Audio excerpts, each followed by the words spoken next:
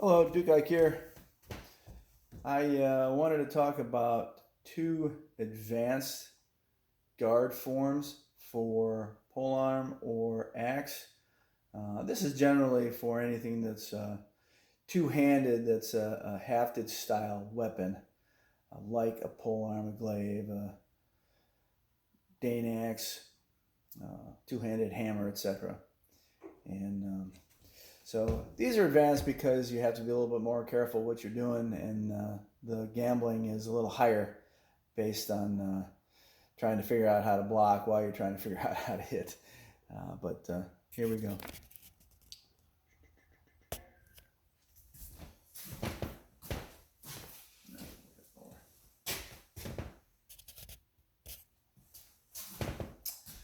Okay, so the first one is fairly simple to explain. It's kind of like hasso in Japanese katana style guards, but it's taking your haft, your hafted weapon, and putting it to the side of you, turning my body away, like I am here, right? And the weapon is usually, the haft is a little bit on an angle, not too much. See how I'm kind of guarding my belly and my chest and my head up in here, but this side, see how this side is very well defended, this side is not. Of course, anything like this has got to get you a really nice block, or a drop down, right? Okay, with a hand kind of lowering, kind of slide. Thrusting blocks are a little bit harder because if you don't catch them perfectly, you're going to miss them. So you got to be careful with this. And this one is going to be used more by me to intimidate my foe and to use it as a long-range cutting attack. Where I'm up in here, it's bang, right, or bang, okay, that kind of deal.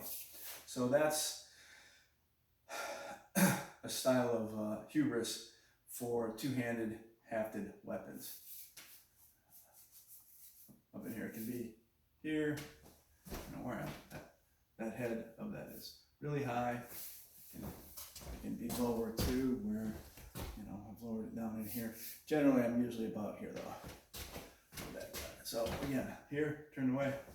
Here, if I go left hand, generally not going to go here, but I can. That's another way to do the guard where I've gone left-handed. I'm generally not going to cross to do that guard. It's either going to be left-handed here, right-handed high here. If I change my feet, right-handed high here, left-handed high here. Okay. So that's hubris. The next one is really, really effective and very counterintuitive, because it feels, when you first do it, it feels like, and it even looks like it's kind of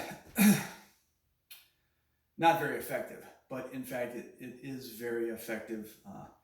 This one takes practice to make it effective, and the nature of the effectivity is basically making the thrusting blocks more than anything. The guard itself looks like this. So I'm going to show side view.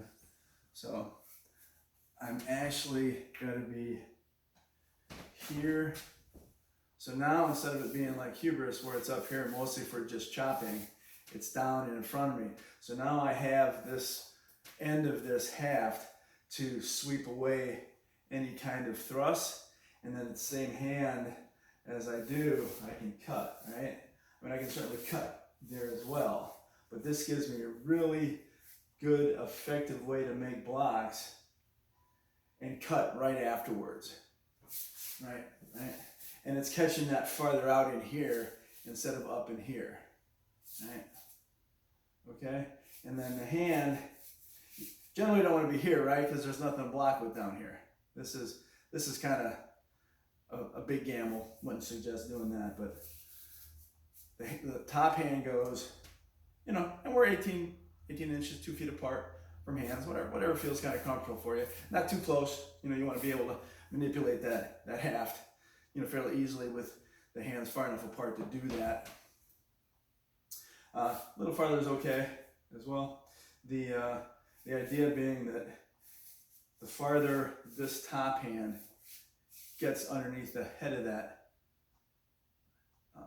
Danax or polearm, the farther out in front my block is, right? Now, the less effective my cut is, right? Unless I make the block slide and then slide again. So a nice middle area is a good place to start, right? See, and you can be down here and you can even push it forward. You can control farther away from you, right? In here, down in here, farther higher up. The longer out you go, you know, play around with where you want to be in that.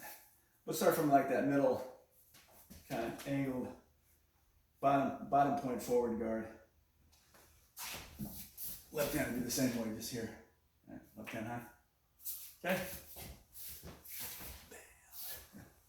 That's it.